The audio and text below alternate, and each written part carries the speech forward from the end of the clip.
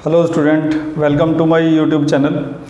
मैं आपसे बस केवल इतना कहना चाहता हूं कि आप किसी भी वीडियो को जब देखते हैं तो शुरू से एंड तक पूरा देखा करें ध्यान से, ताकि चीज़ें आपको अच्छी तरह समझ में आ जाएं। क्योंकि अगर बीच में कुछ भी छूट जाता है थोड़ा सा भी, तो उससे क्या है कि उस टॉपिक की जो अंडरस्टैंडिंग है वो अच्छी तरह से हो नहीं पाती। ठीक है, इसलिए इस वीडियो को भी पूरा ध्यान से देखिएगा शुरू से एंड तक। चलिए फिर समझना शुरू करते हैं लेक्चर नंबर 2 को। उम्मीद है कि इससे पहले आपने लेक्चर नंबर 1 अच्छी तरह से पढ़ लिया होगा और समझ लिया होगा।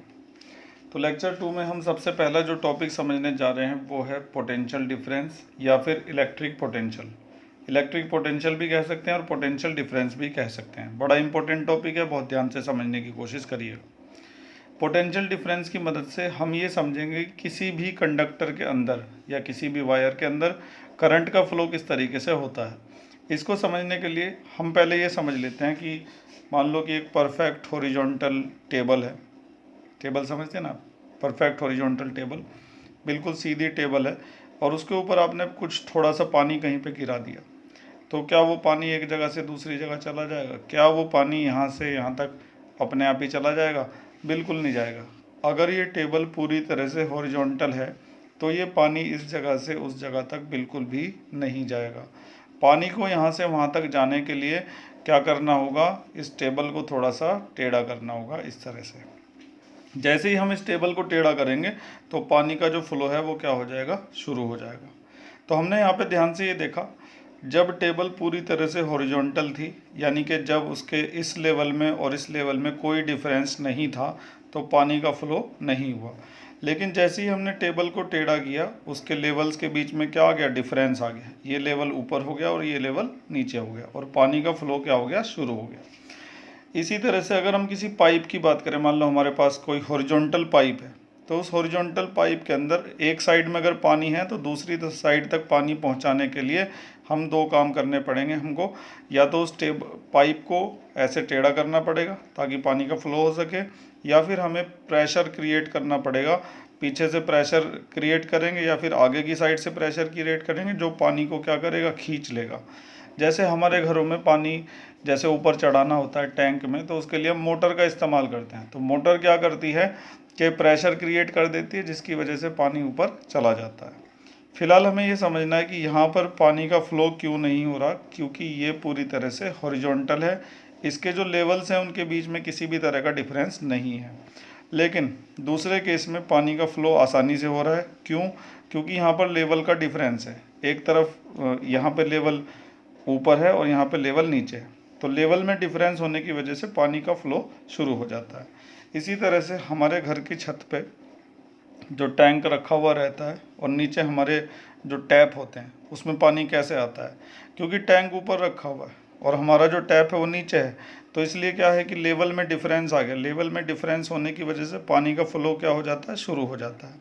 इसी तरह से नदियों का पानी समुद्र में कैसे चला जाता है? लेवल में डिफरेंस होने की वजह से। क्योंकि नदियाँ जहाँ से निकलती हैं पहाड़ों पर से, वो ऊंचाई पर होते हैं। समुद्र कहाँ होता है? नीचे होता है, गहराई में होता है। तो लेवल में डिफरेंस होने की वजह से ही पानी का फ्लो होता है। तो जिस तरीके से हम ये समझ गए हैं कि वाटर का फ्लो होने के लिए लेवल में डिफरेंस होना ज़रूरी है, उसी तरह से किसी भी वायर के अंदर करंट का फ्लो होने के लिए या फिर इलेक्ट्रिक चार्ज का फ्लो होने के लिए उस वायर के जो दो टर्मिनल हैं उनके बीच में डिफरेंस होना, इलेक्ट्रिक प्रेशर का डिफरेंस होना बहुत ही ज़्यादा ज़रूरी है। जब वायर के दो टर्मिनल के बीच में इलेक्ट्रिक प्रेशर क्रिएट होगा तभी करंट एक जगह से दूसरी जगह तक जाएगा। ठीक है, इसको मैं एक और डायग्राम की मदद से आपको समझाने की कोशिश करता हूँ। तो इस तरह से मैंने इसके नीचे एक और सर्किट बना दिया है। ऊपर वाले सर्किट में और नीचे वाले सर्किट में डिफरेंस ये है कि यहाँ पर इलेक्ट्रिक सेल लगी हुई है या बैटरी लगी हुई है, लेकिन नीचे वाले सर्किट में कोई बैटरी नहीं लगी हुई है। तो आप क्या समझ सकते हैं कि क्या इस वाले सर्किट में बल्ब ग्लो करेगा बिना बैटरी के? बिल्कुल नहीं करेगा। बल्ब तभी ग्लो करेगा जब वहाँ पर बैटरी या फिर सेल लगी हुई होगी। ठीक है, बैटरी या सेल लगी हुई है तो बल्ब ग्लो कर जाएगा। बैटरी या सेल कुछ भी सर्किट के अंदर नहीं है, कोई जनरेटर यहाँ पे नहीं लगा हुआ है, तो बल्ब ग्लो नहीं करेगा। हमने यहाँ पर बस एक सर्किट बनाया हुआ और बीच में स्विच लगाया हुआ है। बिना सेल या बैटरी के ये बल्ब ग्लो कर पाएगा? बिल्कुल नहीं कर पाएगा। लेकिन इस केस में बल्ब ग्लो करेगा। तो आखिर यहाँ पर ये बैटरी कर क्या रही है? बैटरी का काम होता क्या है? बैटरी क्या करती है कि जैसे ये जो पूरा आप सर्किट देख रहे हैं, इसके दो टर्मिनल है, एक यहाँ पर, एक यहाँ पर, यहाँ से शुरू हो रहा है और यहाँ पे एंड हो रहा है। आप सब ने बस टर्मिनल का नाम ज़रूर सुना होगा, दिल्ली में, मुंबई में बहुत सारे बस टर्मिनल हैं। तो टर्मिनल का मतलब क्या होता है, बस ने वहाँ से चलना स्टार्ट किया और घूम घाम के पूरा शहर वापस अपने टर्मिनल पर वापस आ गए। तो टर्मिनल का मतलब ये होता है। तो इस सर्किट के दो टर्मिनल है यहाँ पर, जब तक इनके बीच में इलेक्ट्रिक प्रेशर क्रिएट नहीं होगा या फिर पोटेंशियल डिफरेंस क्रिएट नहीं होगा, तब तक करंट का फ्लो बिल्कुल भी नहीं होगा। दूसरे केस में हमने यहाँ पर कोई सेल लगाई हुई नहीं है, तो इसका मतलब इस वायर के जो दो टर्मिनल होंगे उनके बीच में कोई डिफरेंस क्रिएट नहीं होगा, तो करंट का फ्लो पॉसिबल नहीं हो पाएगा। फिलहाल इस पेज पर हमने ये समझा है कि अगर किसी वायर के अंदर करंट का फ्लो करवाना है या फिर इलेक्ट्रिक चार्ज का फ्लो करवाना है, तो उस वायर के दोनों टर्मिनल्स के बीच में क्या क्रिएट करना पड़ेगा, डिफरेंस क्रिएट करना पड़ेगा। जैसे पानी को फ्लो करवाने के लिए उसके दो लेवल जो होते हैं उनके बीच में डिफरेंस क्रिएट करवाना ज़रूरी होता है, तभी पानी फ्लो होता है। इसी तरह से किसी भी इलेक्ट्रिक सर्किट के अंदर अगर आप चार्ज का फ्लो करवाना चाहते हैं, तो उस सर्किट के जो दो टर्मिनल हैं उनके बीच में आपको इलेक्ट्रिक पोटेंशियल या फिर पोटेंशियल डिफरेंस क्रिएट करवाना पड़ेगा। जैसे ही पोटेंशियल डिफरेंस क्रिएट होगा वैसे ही करंट का फ्लो क्या होगा, शुरू हो जाएगा। अगर आप ये सेल यहाँ पर नहीं लगाएंगे या बैटरी यहाँ पर नहीं लगाएंगे, तो दोनों टर्मिनल के बीच में पोटेंशियल डिफरेंस क्रिएट नहीं होगा और करंट का फ्लो भी बिल्कुल भी नहीं होगा। तो शायद आप समझ गए होंगे इस बात को कि किसी भी सर्किट के अंदर करंट का फ्लो करवाने के लिए उसके जो दो टर्मिनल्स हैं उनके बीच में पोटेंशियल डिफरेंस क्रिएट करवाना बहुत ही ज़्यादा ज़रूरी होता है। ठीक है, आपने जितने भी स्विच बोर्ड देखे होंगे अपने घर में, सब में दो पिन ज़रूर होते हैं तो वैसे तीन पिन है, तीसरा वाला इतना ज़रूरी नहीं होता, ये अर्थिंग का होता है, लेकिन ये दो ज़रूरी होते हैं। तो कोई भी सेल या बैटरी क्या करती है, इन दोनों के बीच में डिफरेंस क्रिएट कर देती है, जिसकी वजह से करंट का फ्लो शुरू हो जाता है। तो इस पेज पर हमने ये समझा कि किसी भी सर्किट के अंदर करंट का फ्लो होने के लिए उसके टर्मिनल्स के बीच में पोटेंशियल डिफरेंस क्रिएट करना ज़रूरी होता है, और वो काम करती हैं सेल या बैटरी। ठीक है, समझ गए। अब आगे बढ़ते हैं, पोटेंशियल डिफरेंस की जो डेफिनेशन हमारी बुक में दे रखी है उसको समझ लेते हैं। चलिए खैर, अब समझ लेते हैं पोटेंशियल डिफरेंस की डेफिनेशन।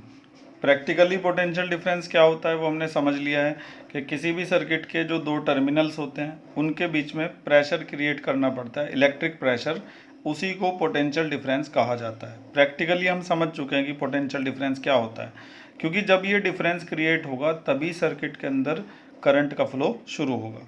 लेकिन इसकी डेफिनेशन क्या है वो भी समझ लेते हैं, क्योंकि डेफिनेशन ज़रूरी होती है, एग्जाम में डेफिनेशन लिखनी पड़ती है। तो डेफिनेशन ये है, the work done to move a unit charge from one point to other is called potential difference.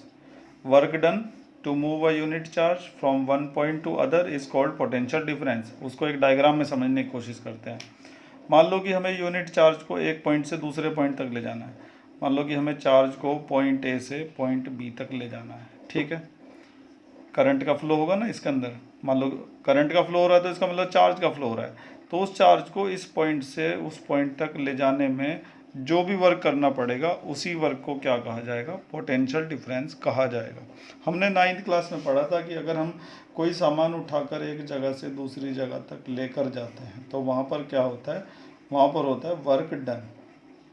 किसी भी सामान को आप एक जगह से दूसरी जगह तक लेकर जाते हैं तो वहाँ पर वर्क डन होता है। लेकिन अगर आप उस सामान को लेकर एक जगह पर ही खड़े हुए हैं, कोई डिस्प्लेसमेंट वहाँ पर नहीं हो रहा है, तो कोई वर्क डन नहीं होता।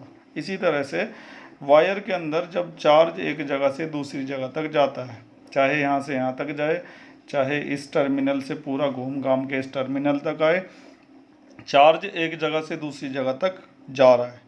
चार्ज को एक जगह से दूसरी जगह तक ले जाने में क्या करना पड़ेगा, वर्क करना पड़ेगा, और उसी वर्क को क्या कहा जाएगा, पोटेंशियल डिफरेंस। अब इस डेफिनेशन को दोबारा समझते हैं। The work done to move a unit charge from one point to other is called potential difference. Unit charge को अंडरलाइन करता हूँ, यूनिट चार्ज को एक पॉइंट से दूसरे पॉइंट तक ले जाने में जो भी वर्क डन होगा उसको क्या कहा जाएगा, पोटेंशियल डिफरेंस कहा जाएगा। और अब ये वर्क करता कौन है, मतलब चार्ज को यहाँ से यहाँ तक या फिर यहाँ से लेकर यहाँ तक कौन लेकर आ रहा है, कौन इस काम को कर रहा है, इस काम को करता है यहाँ पर लगी हुई ये जो बैटरी है ये। अगर आप इस बैटरी को नहीं लगाएंगे तो चार्ज एक जगह से दूसरी जगह तक मूव नहीं करेगा। ठीक है, तो आपसे कोई पूछे कि चार्ज को एक जगह से दूसरी जगह तक ले जाने का काम कौन करता है, तो आप कहेंगे बैटरी या फिर सेल करती है। फिलहाल हमने पोटेंशियल डिफरेंस को समझ लिया है, एक बार फिर से रिपीट करते हैं क्या होता है पोटेंशियल डिफरेंस। यूनिट चार्ज को एक पॉइंट से दूसरे पॉइंट तक ले जाने में जितना भी वर्क करना पड़ता है वो कहलाता है पोटेंशियल डिफरेंस। तो ये उसकी डेफिनेशन है और उसके बाद इसका फार्मूला है potential difference equal to work done upon charge. Potential difference को रिप्रेजेंट किया जाता है कैपिटल वी से। वर्क डन आपको पहले से ही पता है कि उसको डब्ल्यू से रिप्रेजेंट करते हैं और चार्ज को किससे रिप्रेजेंट करते हैं, क्यू से। ठीक है, इसके बाद डेफिनेशन हमने पढ़ ली है, फार्मूला हमने पढ़ लिया है। इसके बाद आती है यूनिट। पोटेंशियल डिफरेंस की यूनिट क्या होती है, तो देखिए वर्क डन की यूनिट आपने 9th में पढ़ी थी, क्या होती है, जूल। और चार्ज की यूनिट क्या होती है, कूलम। तो इस तरह से पोटेंशियल डिफरेंस की यूनिट बनेगी जे अपॉन सी या फिर जे सी -1, क्योंकि जब सी को ऊपर ले जाएंगे तो उसकी पावर क्या हो जाएगी, -1।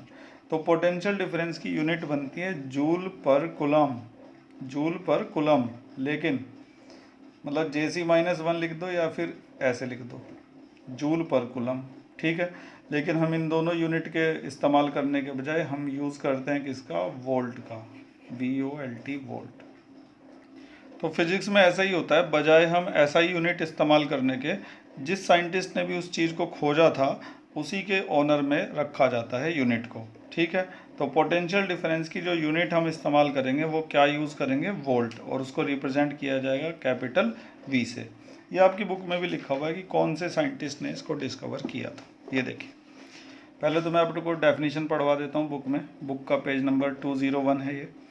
The work done to move a unit charge from one point to other. किसी भी वायर के अंदर एक पॉइंट से दूसरे पॉइंट तक अगर चार्ज को ले जाना है तो उसके लिए जो भी वर्क करना पड़ेगा उसी को क्या कहा जाएगा, पोटेंशियल डिफरेंस कहा जाएगा। क्योंकि जब हम एक सामान को भी एक जगह से दूसरी जगह तक लेकर जाते हैं तो उसके लिए वर्क करना पड़ता है। ऐसे ही जब चार्ज को एक जगह से दूसरी जगह तक लेकर जाओगे तो भी वर्क करना पड़ेगा। और वो वर्क कौन करता है, या तो बैटरी करती है या फिर सेल करती है। ठीक है, तो वो जो वर्क हमने किया है चार्ज को एक जगह से दूसरी जगह तक ले जाने के लिए, उसी वर्क डन को क्या कहा जाता है, पोटेंशियल डिफरेंस कहा जाता है। ठीक है, इसके बाद फार्मूला आ गया था V = W/Q, ये दिख रहा होगा यहाँ पे लिखा हुआ। और जिस साइंटिस्ट ने इसको डिस्कवर किया था उनका नाम था अलेक्जेंड्रो वोल्टा, 1745 to 1827। तो उन्हीं साइंटिस्ट के ऑनर में यूनिट क्या रखी गई है, वोल्ट रखी गई है। इसको कैपिटल V से रिप्रेजेंट किया जाता है। तो उम्मीद है कि पोटेंशियल डिफरेंस की पूरी कहानी आपको समझ में आ गई होगी। अगर कुछ समझ में नहीं आता है, कोई भी प्रॉब्लम आती है तो कमेंट्स में लिखा करें या फिर व्हाट्सएप मैसेज ज़रूर किया करें। चलिए बढ़ते हैं आगे। चलिए खैर, तो पोटेंशियल डिफरेंस को समझने के बाद अब हमारे सामने एक क्वेश्चन आ गया है। ये हमारी बुक का ही सवाल है, पहले आप बुक में पढ़ लीजिए। ये लिखा हुआ है कि what is meant by saying that potential difference between 2 points is 1 volt. 2 point के बीच का पोटेंशियल डिफरेंस 1 वोल्ट है। आखिर इसका मतलब क्या है? ये सवाल एक दूसरे तरीके से भी पूछा जा सकता है। Define the unit of potential difference. Potential difference की जो यूनिट है उसको डिफाइन कर दिए। इससे पहले हमारे सामने ये सवाल ऐसे आ चुका है कि define the unit of electric current. Potential difference के बजाय वहाँ पर क्या था, इलेक्ट्रिक करंट था। तो पिछले लेक्चर में हमने जो इलेक्ट्रिक करंट की यूनिट थी उसको डिफाइन किया था, आप उसको वहाँ पे ज़रूर देख लीजिएगा।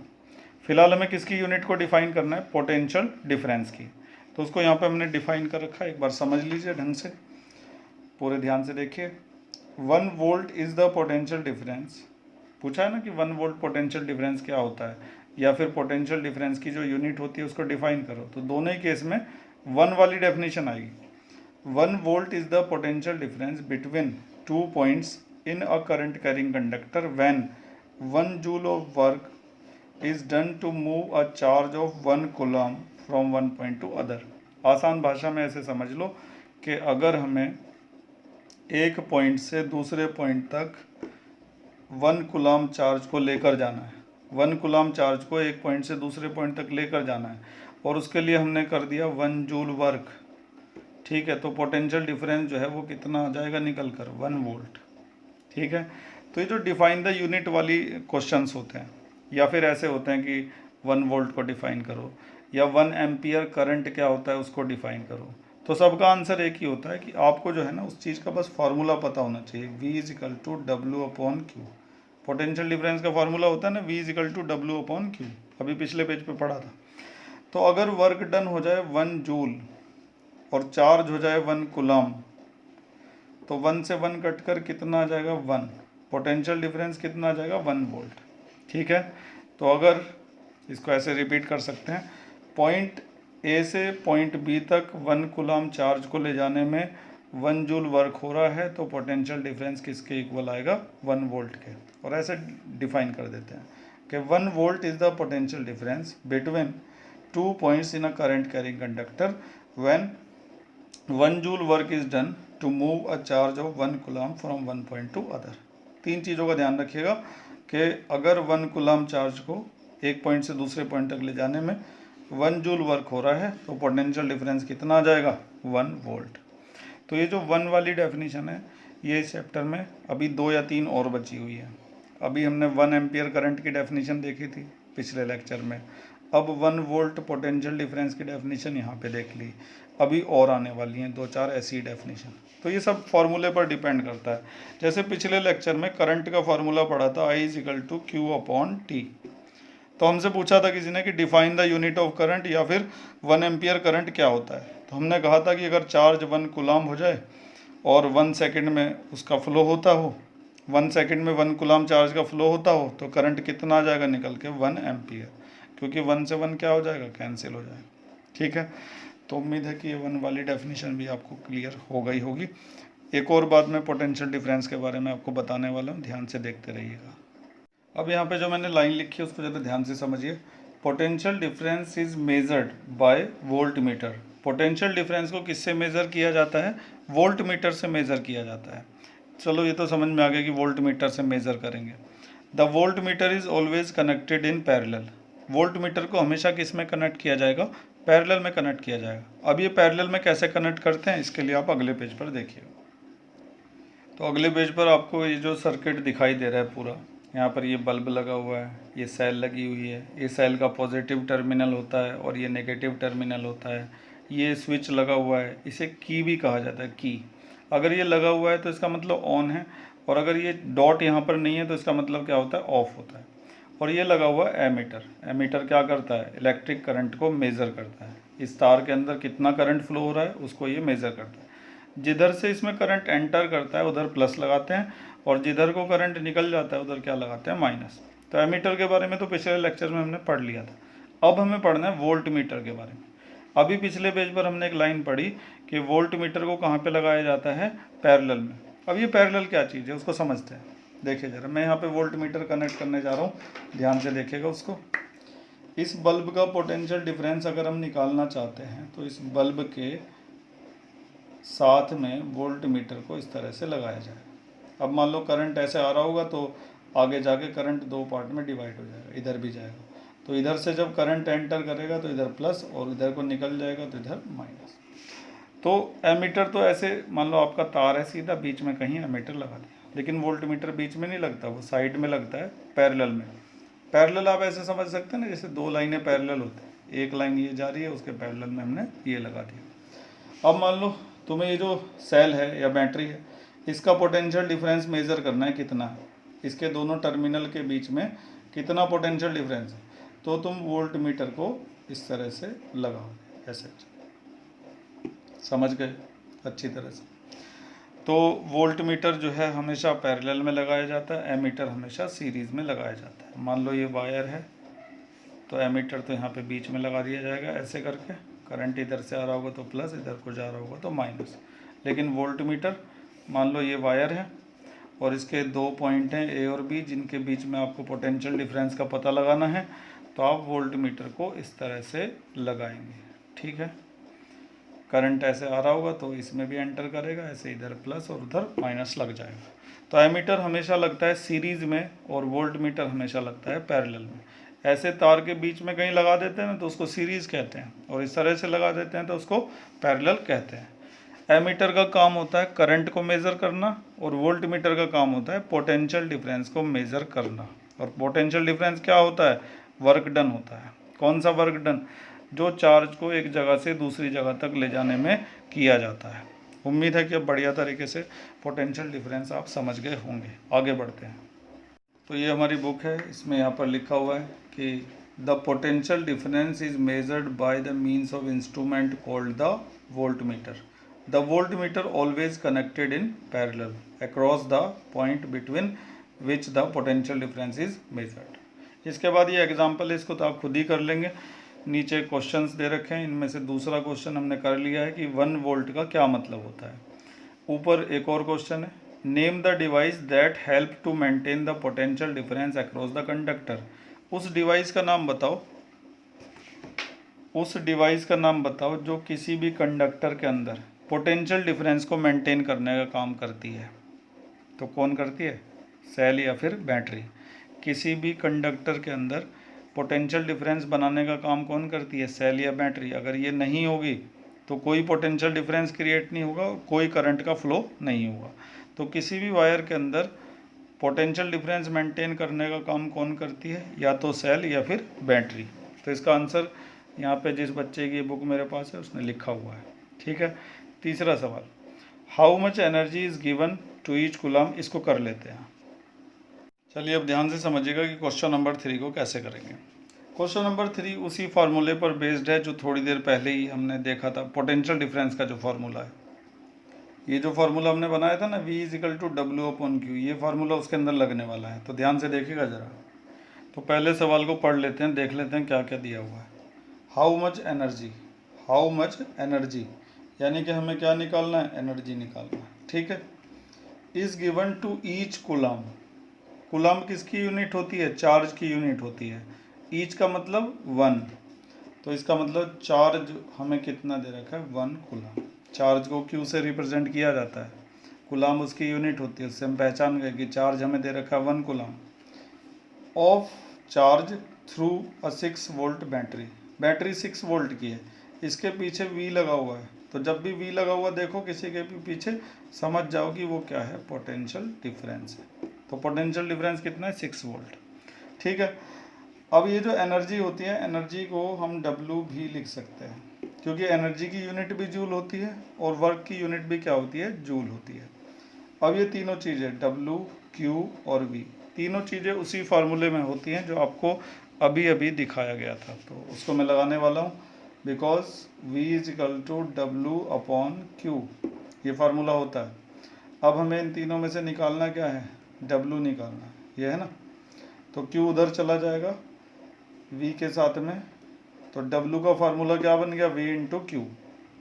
अब इसके बाद W is equal to V into Q लिखेंगे। V की जगह क्या आ जाएगा? 6, और Q की जगह क्या आ जाएगा? 1।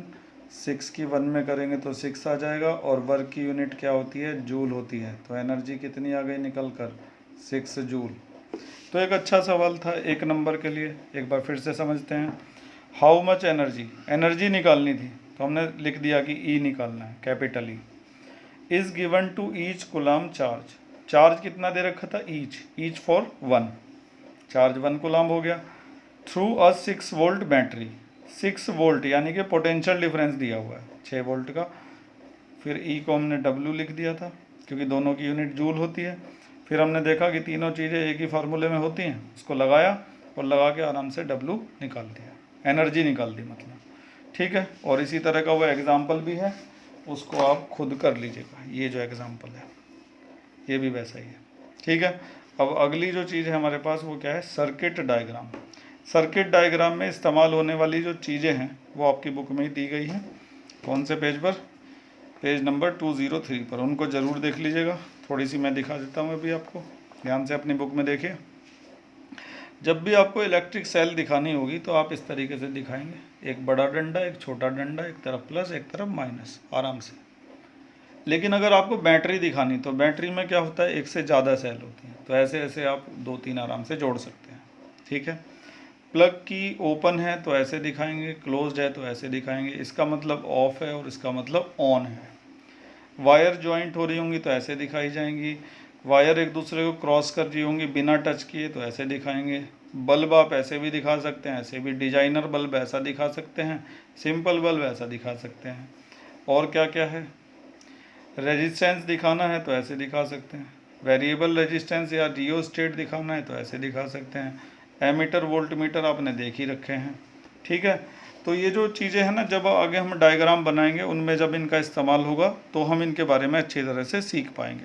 अब हमारा अगला इम्पोर्टेंट टॉपिक स्टार्ट हो रहा है, most important topic, Ohm's law. Ohm's law क्या होता है उसको समझने के लिए हम करेंगे अपनी बुक की, सॉरी इस चैप्टर की सबसे पहली एक्टिविटी 12.1। चलिए खैर, तो ओम्स लॉ को अच्छी तरह से समझने के लिए हम एक एक्टिविटी करेंगे, चैप्टर की पहली एक्टिविटी 12.1। इस एक्टिविटी में हम नाइक्रोम वायर से इस तरह का एक सर्किट तैयार करेंगे।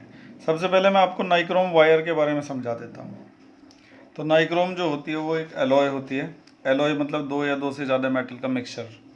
नाइक्रोम बनता है निकल, क्रोमियम, मैग्नीज और आयरन, चार मेटल्स के मिलने से। तो हमने क्या किया है, यहाँ पे ये जो तार ले रखा है पूरा का पूरा, ये किसका है, नाइक्रोम का है। तो याद रखिएगा नाइक्रोम कैसे बनता है, चार मेटल्स के मिलने से बनता है।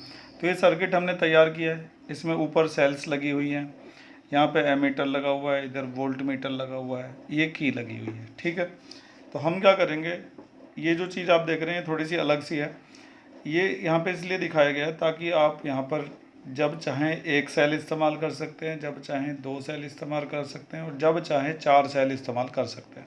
तो सबसे पहले हम सिंगल सेल का इस्तेमाल करेंगे। एक सेल का मान लो हमने इस्तेमाल किया और हमने एमीटर में रीडिंग देखी, करंट आ गया कितना, 2 एम्पियर। मान लेते हैं ऐसा कि 2 एम्पियर आ गया, वैसे एक सेल से 2 एम्पियर करंट आ नहीं सकता, बहुत बड़ी सेल होगी तभी आ सकता है। करंट 2 एम्पियर आ गया एमीटर में और वोल्ट मीटर में रीडिंग चेक करी तो रीडिंग आ गई कितनी, 4 वोल्ट। फिर हमने V और I का रेशो निकाला, V अपॉन आई। तो V अपॉन आई 4/2 यानी कि कितना आ जाएगा, 2। ठीक है, अब हमने क्या करा, एक के बजाय दो सेल इस्तेमाल करी, यहाँ तक की दो सेल इस्तेमाल करी। अब करंट आ गया 4 एम्पियर और वोल्ट मीटर में रीडिंग देखी कितनी आ गई, 8 वोल्ट। फिर हमने रेशो निकाला, 8/4 फिर से कितना आ गया, 2 आ गया। फिर हमने 3 सेल का इस्तेमाल किया, करंट आ गया मान लो 6 एम्पियर, पोटेंशियल डिफरेंस आ गया मान लो 12 वोल्ट। फिर हमने रेशो निकाला 12/6 कितना आ गया, 2 आ गया। ये ऊपर ये नीचे, V अपॉन आई है ना, तो 12/6 यानी कि 2। फिर हमने चारों की चारों सेल का इस्तेमाल किया, एमीटर में रीडिंग चेक करी तो वो आ गई 8, वोल्ट मीटर में रीडिंग चेक करी तो वो आ गई 16 वोल्ट। फिर रेशो निकाला तो कितना आ गया, 2। तो ये जो एक्टिविटी है ये जर्मनी के साइंटिस्ट थे जिनका नाम था जॉन साइमन ओम, उन्होंने इस एक्टिविटी को सबसे पहली बार किया था और ये पाया था कि नंबर ऑफ सेल बढ़ाने से या फिर करंट की वैल्यू बढ़ने से या पोटेंशियल डिफरेंस की वैल्यू घटने या बढ़ने से कोई फ़र्क नहीं पड़ता इस चीज़ पर, ये हमेशा क्या बनी रहती है, कांस्टेंट बनी रहती है। और ये चीज़ क्या है, V और I का रेशो। तो उन्होंने ये कंक्लूज़न निकाला कि किसी भी सर्किट के अंदर V और I का जो रेशो है वो हमेशा कैसा रहेगा, कांस्टेंट रहेगा, चाहे आप सेल बढ़ाएं या घटाएं उससे, चाहे करंट बढ़े या घटे, चाहे पोटेंशियल डिफरेंस घटे या बढ़े, लेकिन ये चीज़ हमेशा एक जैसी बनी रहेगी। क्या, V और I का रेशो। V और I का जो रेशो है वो हमेशा क्या रहेगा, कांस्टेंट रहेगा। ये ओम्स, जॉन साइमन ओम जो थे उन्होंने बताया था। उन्होंने एक और बात बताई थी कि V जो है वो डायरेक्टली प्रोपोर्शनल रहेगा किसके, I के। V और I एक दूसरे के क्या रहेंगे, डायरेक्टली प्रोपोर्शनल। डायरेक्टली प्रोपोर्शनल का मतलब ये होता है कि अगर आपने करंट बढ़ाया तो पोटेंशियल डिफरेंस भी बढ़ जाएगा, वो हम यहाँ पे देख ही रहे हैं। करंट बढ़ाया पोटेंशियल डिफरेंस बढ़ गया, करंट बढ़ाया पोटेंशियल डिफरेंस और बढ़ गया, करंट और बढ़ाया पोटेंशियल डिफरेंस और बढ़ गया। तो V और I एक दूसरे के क्या होते हैं, डायरेक्टली प्रोपोर्शनल। अगर आपने करंट को डबल कर दिया तो पोटेंशियल डिफरेंस भी क्या हो जाएगा, डबल हो जाएगा। आप यहाँ पे देखिए, करंट 2 से 4 हो गया तो पोटेंशियल डिफरेंस भी 4 से 8 हो गया। तो ओम्स लॉ में दो मेन बातें हमें पता चलती हैं, एक तो V और I का रेशो हमेशा क्या रहता है, कांस्टेंट रहता है, और दूसरा V is directly proportional to I। अब मैं यहाँ पे लॉ को लिख देता हूँ। तो मैंने यहाँ पर ओम्स लॉ को लिख दिया है। The potential difference V is directly proportional to the current flowing through the circuit. Potential difference V जो होता है सर्किट के अंदर जो करंट फ्लो हो रहा है जिसे हम I कहते हैं उसके क्या होता है, डायरेक्टली प्रोपोर्शनल। तो उसको हम इस तरह से लिखते हैं V is directly proportional to I। मैंने आपको यहाँ पे भी बताया था। तो ओम्स लॉ के अकॉर्डिंग पोटेंशियल डिफरेंस जो होता है वो करंट के क्या होता है, डायरेक्टली प्रोपोर्शनल। इसमें हम आगे बढ़ के थोड़ा सा फॉर्मूला भी बना सकते हैं, जैसे कि अगर हम इस I को अपॉन में ले जाएं इसके, ठीक है, तो फिर ये जो प्रोपोर्शनल का साइन है इसकी जगह पर यहाँ लग जाएगा इक्वल टू का साइन, और I तो यहाँ पर आ गया तो यहाँ पर रह जाएगा एक कांस्टेंट। इस तरह से कांस्टेंट मैंने लिख दिया है। लेकिन अगले स्टेप में हम क्या करेंगे कि V अपॉन I को ऐसे रहने देंगे और कांस्टेंट की जगह पर लिख देंगे कैपिटल R। तो कैपिटल R जो है वो यहाँ पर किसका काम करेगा, कांस्टेंट का काम करेगा। तो वैसे भी मैंने आपको समझाया था अभी यहाँ पर एक्टिविटी में कि V और I का जो रेशो है वैसे भी क्या रहता है, हमेशा कांस्टेंट ही रहता है, वो कभी भी चेंज नहीं होता। तो एक बार फिर से ओम्स लॉ को पूरी तरह समझ लेते हैं और अभी थोड़ी देर में हम यहाँ पे इसका ग्राफ भी बनाने वाले हैं। तो ओम्स लॉ को सही से समझने के लिए एक एक्टिविटी की जाती है नाइक्रोम की वायर लेकर। नाइक्रोम एक एलॉय होता है जो 4 मेटल्स के मिलने से बनता है, निकिल, क्रोमियम, आयरन और मैग्नीज। नाइक्रोम वायर लेकर इस तरह का सर्किट तैयार किया। सर्किट में बहुत सारी चीज़ें हैं, एमीटर है, वोल्ट मीटर है, रेजिस्टेंस है, सेल्स लगी हुई हैं। यहाँ पर ये डॉट डॉट करके ऐसा इसलिए दिखाया गया कि अपनी मर्जी से कभी 1 सेल, कभी 2 सेल, कभी 3 सेल, कभी 4 सेल हम इस्तेमाल करेंगे, ठीक है। और यहाँ पर हमने एक टेबल तैयार कर ली, number of cell, current, V और V अपॉन I ये सब लिख दिया। तो सबसे पहले हमने 1 सेल का इस्तेमाल किया और एमीटर और वोल्ट मीटर की रीडिंग नोट करके यहाँ पर लिख दिया। फिर हमने रेशो निकाला तो कितना आ गया, 2 आ गया। फिर हमने ऐसे ही 2 सेल का, 3 सेल का इस्तेमाल करते रहे और एमीटर वोल्ट मीटर की रीडिंग नोट कर करके यहाँ पे लिखते रहे। हर बार हम देखते रहे कि V और I का जो रेशो आ रहा था वो हमेशा क्या आ रहा था, कांस्टेंट आ रहा था। ये बात हमें बताई थी जॉन साइमन ओम ने, जर्मन साइंटिस्ट जो थे। तो उन्होंने कहा था कि V और I का रेशो किसी भी सर्किट के अंदर हमेशा क्या रहता है, कांस्टेंट रहता है। तो उनका जो लॉ है मैंने आपको यहाँ पे लिख के दिखा दिया था कि the potential difference V is directly proportional to the current flowing through the circuit. किसी भी सर्किट के अंदर जो करंट फ्लो हो रहा होगा और जो उसका पोटेंशियल डिफरेंस होगा, दोनों एक दूसरे के क्या होंगे, डायरेक्टली प्रोपोर्शनल। मतलब कि करंट को आप बढ़ाएंगे तो उससे पोटेंशियल डिफरेंस भी क्या होगा, बढ़ जाएगा। फिर हम I को नीचे ले गए थे, प्रोपोर्शनल का साइन हटा के जब इक्वल टू का साइन लगाते हैं तो हमेशा फिजिक्स में एक कांस्टेंट लगाना पड़ता है। यहाँ पे ये जो कांस्टेंट हमने लगाया ये क्या था, R था। अब ये जो R होता है ना, इसके बारे में हम अगले लेक्चर में अब बड़े अच्छे से डिस्कस करेंगे। इसे कांस्टेंट रेजिस्टेंस कहा जाता है इस R को, इसको अगले लेक्चर में ढंग से पढ़ाया जाएगा। फिलहाल मैं आपको ग्राफ और दिखा देता हूँ। ये जो I की और V की वैल्यू हमने निकाली हैं, जब हम इनकी मदद से ग्राफ बनाएंगे तो वो ग्राफ जो है वो एक स्ट्रेट लाइन आएगा इस तरह से। अगर मान लो यहाँ पर करंट ले लिया जाए I और यहाँ पर पोटेंशियल डिफरेंस ले लिया जाए और फिर इन वैल्यूज़ को प्लॉट करें, तो यहाँ पे तो शायद ये ग्राफ आ नहीं पाएगा, तो मैंने इसको अगले पेज पर बना लिया है। तो हमारे पास इस तरह की वैल्यूज़ होंगी 2,4, 4,8, 6,12, 8,16, इस तरह के पॉइंट्स होंगे हमारे पास। तो उन पॉइंट्स को प्लॉट करने के लिए सबसे पहले ऐसे हॉरिजॉन्टल और वर्टिकल लाइनें ड्रॉ करेंगे। हॉरिजॉन्टल पर I लेंगे हमेशा और वर्टिकल पर हमेशा क्या लेंगे, V लेंगे। और हमारे जो पॉइंट्स थे, पहला पॉइंट क्या था, I2 था और V4 था। तो I पे 2 और V पे 4 ये पॉइंट ले लिया। ऐसे ही अगला पॉइंट क्या है, 4 और 8, तो I पे 4 और V पे 8 ये ले लिया। ऐसे ही अगला पॉइंट ले लिया तीसरा। अब हम इनको ज्वाइन करेंगे तो हमेशा क्या होगा कि एक स्ट्रेट लाइन आएगी। तो मैं इनको ज्वाइन कर देता हूँ। तो इस तरह से मैंने इनको ज्वाइन कर दिया। तो आप हमेशा पाएंगे जब भी आप V और I का ग्राफ बनाएंगे किसी भी सर्किट के अंदर, तो हमेशा क्या आएगा, एक स्ट्रेट लाइन आएगा, क्योंकि V और I का रेशो हमेशा क्या रहता है, कांस्टेंट रहता है अकॉर्डिंग टू ओम्स लॉ। तो इस तरह से हमारा ओम्स लॉ जो है उसकी सारी जानकारी हमने ले ली है। एक्टिविटी भी कर ली, ये एक्टिविटी भी एग्ज़ाम में आती रहती है। टेबल बना ली, डेफिनेशन क्लियर हो गई, इसके अलावा फार्मूला क्लियर हो गया कि V अपॉन I हमेशा क्या रहता है, कांस्टेंट रहता है। और उसके बाद हमने इसका ग्राफ भी बना के देखा ये वाली वैल्यूज़ लेकर। तो ग्राफ कैसा आ गया, एक स्ट्रेट लाइन आ गया। और V और I का ग्राफ हमेशा स्ट्रेट लाइन ही आता है, चाहे वैल्यू किसी भी तरह की हो। अब ज़रा एक नज़र अपनी बुक में भी डाल लीजिए।